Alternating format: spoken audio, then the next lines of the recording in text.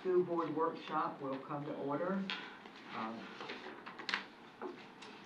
Welcome, citizens of Clay County. Let me look and see. Okay. I want to take this opportunity to thank you for taking the time out of your busy schedule to attend today's School Board Workshop.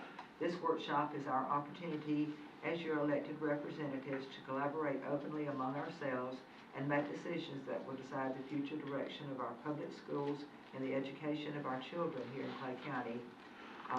You do have an opportunity to speak. Questions will be allowed. Public comment will not be allowed. If you want to ask a question, fill out a comment card and hand that card to Chief Wagner. Questions submitted prior to 4 p.m. on September 21st via the comment link on our website will also be addressed during the public question portion of this meeting. Your participation is welcome and appreciated. Do we have any comment cards? Thank you, Ms. Anora. Okay. Let me note for the record that Mrs. Bola and Mrs. Karakas are attending electronically. They're on the phone, and Ms. Bullock and Ms. Gilhousen and Ms. Studdard are present. Okay. Review draft agenda for the regular school board meeting on October 1, 2020. Mr. Brodsky, the floor is yours. Good morning. Good morning to everybody. Good morning. If judging by the size of workshop books, this is about half of the normal size. So I'm kind of thinking it'll be half as much time in the process. So just to kind of run through them, our first item is the minutes of the workshop on the 26th, the special meeting, and the regular school board meeting. So without further comment, number 2 is the personnel consent agenda. I don't know if there's any questions on that. I didn't see anything there's no job descriptions there. There doesn't appear to be very many administrative actions or actions in general on that. For number 3 is academic services out-of-state and overnight travel. Again, we'll continue to monitor that. So just for clarification, you can see that many of them are programs such as NJROTC. So we've asked for those groups to submit plans on how they would promote social distancing and safety on those events. Number 4 is safe crisis management training. You've noticed that each year we train the trainer and then we train teachers on proper restraint and seclusion of students. You can see that there's a chart at the end, and you can see that the number of those instances has gone down steadily since 2013. Number 5 is the contract for First Coast Mobile Audiology contract. This is the same individual who's had a contract with us for many, many years as our audiologist. Number 6 is the dispute resolution guide for homeless students. This is every year we approve this particular document related to how to handle homeless students within our district. Last year we had about 800 homeless students. This year the number appears to be less. Really? Do we have a breakdown of from what communities? I can get that for you. I'd like to see that if you don't mind. Thank you. So number 7. And I have a question. Were there any changes made to this? I didn't notice anything in reading it. No changes. Nope, we're just simply Thank you. passing it through again. So number 7, proposed allocation changes. There are a couple of changes in allocations. You can see the document there. One is due to the number of students, adding a 0.4 occupational therapist. Another event that has occurred is CVA and the number of ESE students at CVA. So you can see that we've added a support facilitator to have supports for those students that are going virtual that are ESE. And then you can see in transportation, we've deleted an assistant parts manager and added the parts manager to transportation.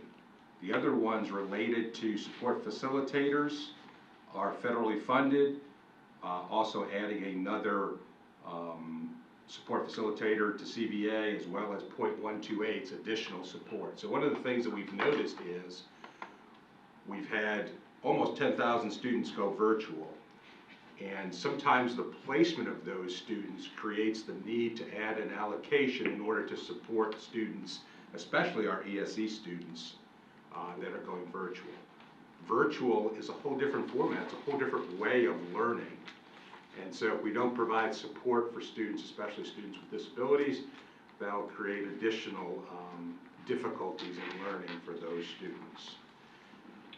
Mr. Broski, do we have a, I know after 9 weeks they could change, or, is that gonna happen? I mean, are So they? we originally said it was a semester. Okay, oh, a semester, I'm sorry, yeah. So one of the challenges is that, and I'm just being frank and honest for everyone that's listening out there, is that I'm a big believer in customer service, and you hear me use that term frequently. And so we've had probably, 30 emails or so that have been forwarded to me and all of that, and I'm very quick to respond and provide good customer service. But at some point, you have to settle in to where you're at, because we're talking about teacher allocations, the movement of people, and in general, just having stability so that we can maximize learning for those students. And so we've done our best to accommodate everybody, and certainly if there was room, we tried to accommodate those individuals, but at some point, the changes need to stop in order for us to maximize customer service here on out. And so the plan would be that at some point, as we progress closer to the Christmas break, Right. probably 3 to 4 weeks prior to that, we're going to send out to our parents and say, anybody that wants to make a change, let us know now. That'll give us enough time to assess what teachers need to be moved where. Overwhelmingly, it's a number of students that want to move back. Go back. Right, to brick and mortar. And I think what they've seen is that the numbers involved with the virus are very steady. And across Northeast Florida, relatively speaking, Clay County has a very low incident rate. So parents then are looking at that and saying, well, you know what? I want to have my student move back. That's not always the case. You know, sometimes we have parents that see one case, at a particular school, or hear of one case, and then they're basing a judgment based on that. So that's the plan right now. Mr. Broski, have you set a date, this drop dead date, We have not. We're looking at right after Thanksgiving. right after Thanksgiving? Yeah, so that we can start at the very beginning of December for parents to then tell us. That'll give us 2 to 3 weeks in which to assess the movement and notify employees and our partners, our teacher partners, in order to make that happen. So I appreciate them having a little time to figure it out, because I've gotten the, comments that it seems like some that started off virtually now want to go back to brick and mortar. So I think we'll probably have more to do that. And we've accommodated the ones that we can accommodate, but at some point, otherwise teachers are teaching classes that are far exceed the class size. Let me ask you this on the side note, how many teachers, brick and mortar and virtual, are we still looking for teachers to put in those positions? So that's kind of a tricky question. Right now, there's like 25 positions that are open, which is lower than many of our neighboring districts. Not so that it's competitive, but you do look at these kinds of things. Is that primarily secondary, elementary? It's a combination. Really? It's a combination, and never before, this will be a historic year just for movement of folks. Because you have to remember, you move people with the anticipation, this is what they signed up for, this is what they want. And then all of a sudden they say, we don't really want that, we want something else. And so then there's a movement back again. I fully expect that in my view, when we have FTE week in the beginning of October, that's another opportunity that we're going to sit there and assess where we're at relative to that, and perhaps make some changes depending on the results of that. I've seen that other districts have made those changes, right away. On a conference call with the state, they urged us to not do that because they believe that students will eventually show up within the schools. And so we're looking to reassess where we are after FTE and make any necessary changes that we need to make then. Okay, thank you. Okay, we're on 8, deletion of certain items report, typical items on that report. Number 9 is the bid for HVAC test and balance, and it went to LFG Services. Number 10 is the substantial and final completion of Wilkinson Elementary fire alarm replacement. Number 11 is the countywide professional mechanical and electrical engineering services contract, and you can see the companies involved there. Number 12 is Tynes Elementary School Classroom Edition Contract Award.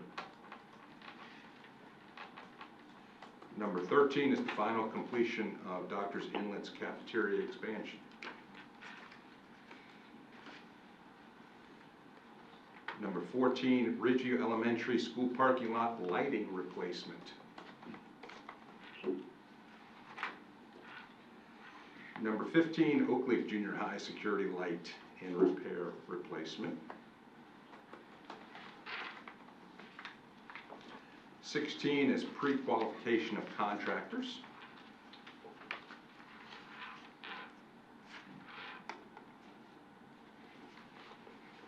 And that's it for the consent agenda, which brings us to D1. D1 is the approval of the Smart Restart Reopening Plan. I would just kind of call attention to the fact that we're on week 5 of the school year, and relatively speaking, very few issues with the start of school, given the pandemic and everything else that's going on. You know, we moved 10,000 students to virtual, which I always equated to opening up 4 Fleming Island high schools all on the same day, or 10 or 11 elementary schools, depending on what size you're talking about. Considering the scope and magnitude of what's occurred, never before in the history of Clay County, it's gone remarkably well. When you look at the number of instances of COVID within our schools, I would also point to the fact that our numbers are relatively low. I figured a percentage out, and I'm not a very good math person, I hate to admit that, but at 0.00038 is the percentage of students this past week. And so when you look at it, How many students is that? that's a total of 15 in the previous week. So when you look at it, there's a couple ways to look at it. I know that everyone was concerned that at the opening of school, there would be an increase in the number of people, particularly 18 and younger, that would in fact increase. You know, when I look at that just from a logical standpoint, I would say, yeah, that's absolutely logical. Why would it not if you're bringing people together in such a way? The question is really how do you manage that? And would it be something that would be affecting the schools and the operations of schools? And I'm proud to say that right now, my estimation is no, it has not affected the operation of schools. And in fact, when I was out, I've been to over half the schools, and I plan on visiting them all before the school board meeting. That was my goal, was to be out there, so I'm going to reach that goal here shortly. What principals have told me is that the things that they implemented at the start of this year as a result of all that's going on are things that they plan to keep pretty much forever. Things like the signage that they have, the operation of the cafeteria, the way that they're spacing students out. They found it to be one of the smoothest opening of schools from a brick and mortar standpoint. So I'm very proud of how we've opened the school. I realize that we have other issues, by sure. There's no doubt there's issues. We got 40,000 customers. There's issues, believe me. So I think areas of opportunity for us have to do with virtual. Virtual is a whole different avenue of teaching. And when I go to schools and I visit, I primarily go and see the OCO teachers, right? Because we've done brick and mortar for a long period of time. So to me, it makes sense that I'm going to use my time to go and see what I don't know, which is what's happening with our virtual students. And you have to remember, picture a group of students on a screen looking like the Brady Bunch, for those of us that are old enough to remember the the Brady Bunch. And now as a teacher, what used to be the student that used to say things and talk when they shouldn't out there, and then you would say verbally, you would say to the student, hey, you need to wait your turn, raise your hand, those kinds of things. Now how you do that in this new environment, totally different. So you see teachers with a lot of verbal and visual clues, like, hey, if everybody have that, give me a thumbs up if you got.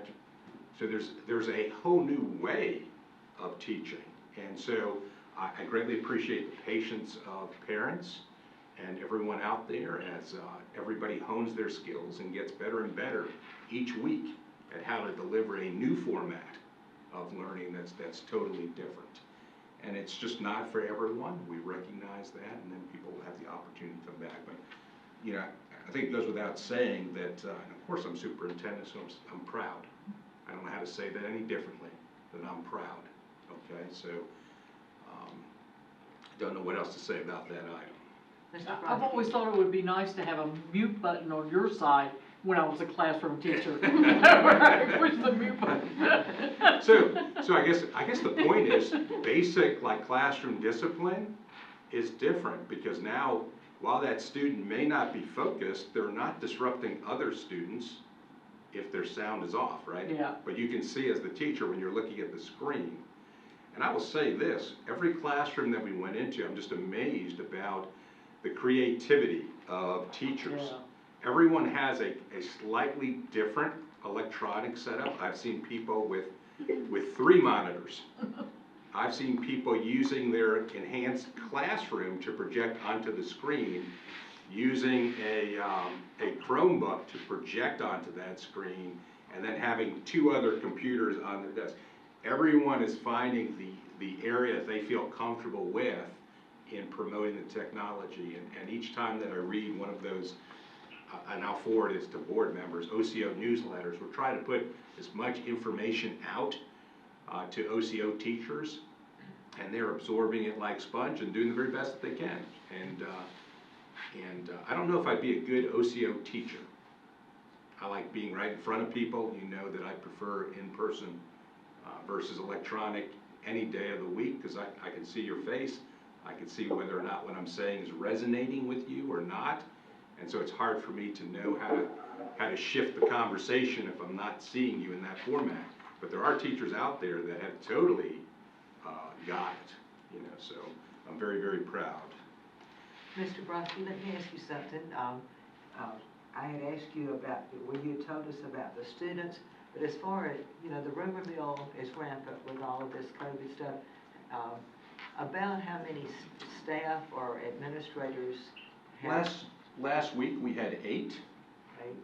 Okay, so I've said this publicly maybe 8, 9, 10 times now. Our biggest challenge is communication Right. with folks. Our biggest challenge is people who hear things, and in the world of social media, everybody knows somebody who knows somebody. And so when you look at it, you know, people will say, hey, I heard this happened at this particular school, and that information starts to spread. Well, the numbers kind of bear out, you know, where we're at. And so I'd encourage people to not, you know, buy into that, you know, and you know, on our dashboard, or our report rather, you know, it kind of specifies the numbers. In addition, there's a state report that the link is to the bottom, so if you wanted to check our numbers against the state, you can feel free to go and do that, and it's by county, and it's by age bracket. So the one difference between the two is that the state reporting system, their age bracket's a little different. It goes from, help me out here, 14 to 24. Yes.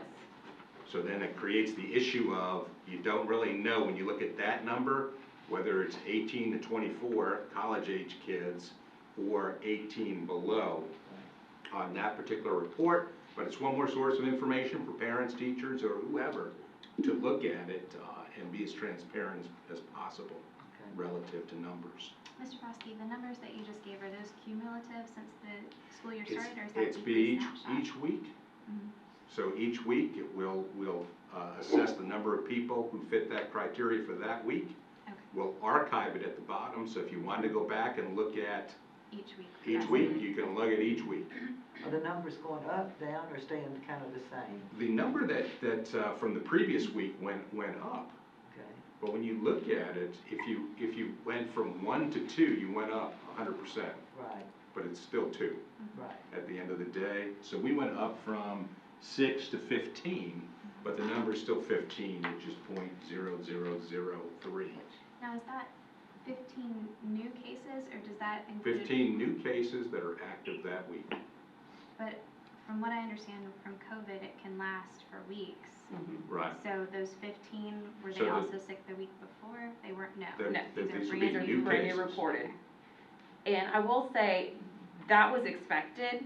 I was told from the health department, anytime you have a long holiday weekend or anything like that, expect in the next week to 2 weeks to have a trend of higher reporting numbers, because people travel, they go out, they do backyard parties, Yeah, everything yeah. like that.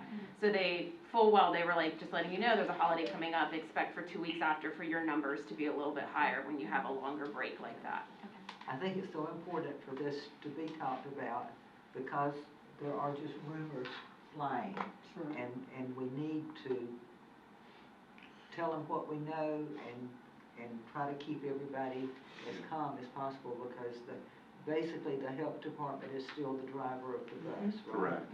So I would say this, the number of students quarantined was at 131, which would include both weeks. So you could be quarantined 2 times. Okay. We're keeping that data for both weeks while they're quarantined. Okay. But the cases for students are new cases that week, and Okay. that's how the data plays out. I think that, you know, taking a proactive measure, I think if we've received any information from parents in which parents are not happy, is that they don't want their kid to be out of school. And so they can't, at times, they don't understand why they would have to quarantine. And of course, our goal is to prevent the spread, which is a proactive measure to stop that from occurring. When you look at the number of, again, it's not a competition between districts, but I do look at every district to see what's happening there. And you can see that our number is significantly lower than many others. We've been back, we've had 2 football games, so it's 2 weeks in which we've had individuals go back for football and volleyball. We're looking to, on October 5th, to start looking at bringing back events that are not athletic in nature, but more academic in nature. The individuals who are the sponsors of those type events would have to present a plan for how they plan on keeping people safe at the event, whatever that is, robotics, National Honor Society, those kinds of things. They must meet with their principal. There has to be agreement on that, so that we continue to do that. I think we don't want to have a chance of things coming back, and at the same time, it's hard for me to explain or justify the argument. If you have people coming back for one event, then why can't we have For all of them. another event, you know, of that nature? And so we'll work with principals to make those kinds of things happen and increase the normalcy of what we see at our schools. Kind of gradually ease into it. Yes, ma'am. I've heard a few questions about homecoming. Is there not an option that, We did get an email about homecoming dance.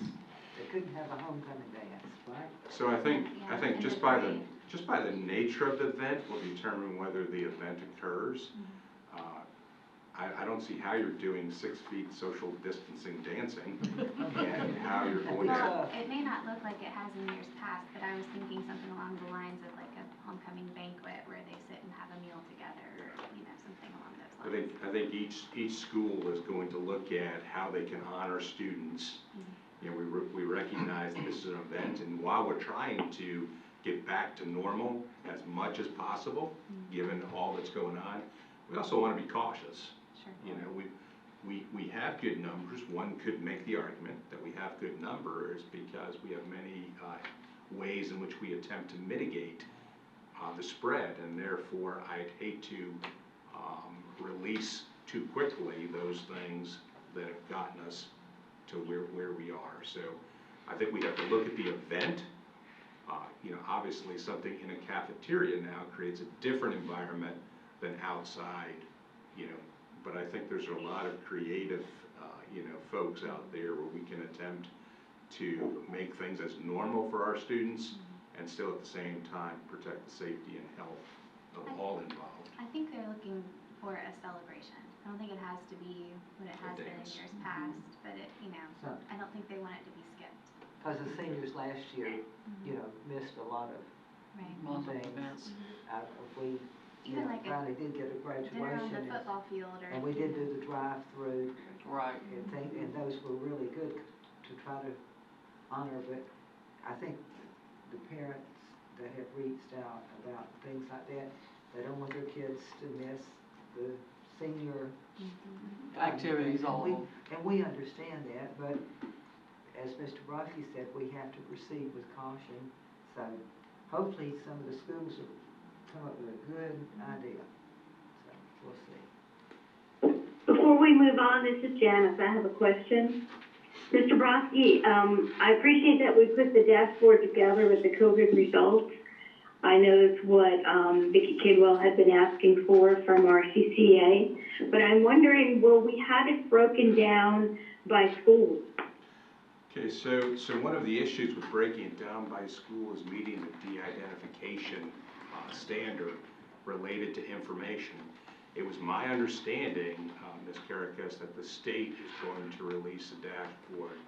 And their dashboard, what we're being told, is that the dashboard will be very similar to what they have released for nursing homes. And on the nursing home dashboard, it's released by individual center, That's right. which would be essentially what you're talking about by school. So I don't know what the holdup is. It was supposed to be released last Friday. That's what I thought, and, Yeah. but you don't. we So don't when know the for state sure. does that, will we then amend our report so that We're- we're also reflecting the breakdown by schools? No, ma'am, we would let the health department, who's the keeper of that data and information, continue to keep that data and information. They would have the most accurate information because anytime a person tests positive, regardless, that information is sent through their database through a system called Merlin, which directly shows up at the health department. And Mr. Rossi, that's true whether you're tested at the health department or you're in Or your primary doctor care or anywhere. It's a reportable disease, so no matter Correct. where you get your positive test, it was reported to the health And department. so these are the experts in public health who, in 2009, we had H1N1. And so these are folks that are familiar with and have expertise in how to handle these situations. I don't believe school systems should be in the business of public health. We certainly have enough on our plate, and so that's my answer. So if the state does it like they do nursing homes and list them by name, then it comes to the health department here, and will the health department here release that data that came from the state? Yeah, it would be from the state, it would automatically be Okay. released. They wouldn't have any choice, it would be listed there. Okay, but our health department would release that since Yeah, it was. It would be a It's live being link. released by the state, the same way with state assessment. Right, It's released by the state, but it lists county and then schools within the county. right. In this case, it would be county and schools within the county for And, this data. and as I understand, you said the state was supposed to release it last Friday, Mhm. and it's Tuesday, and it still hasn't been released, so we just need to wait and see what Yeah, it says. yeah, and in many districts, it's split as to districts that release school names and those that don't. In our area of the surrounding districts, two don't have a very similar report to us, and one does.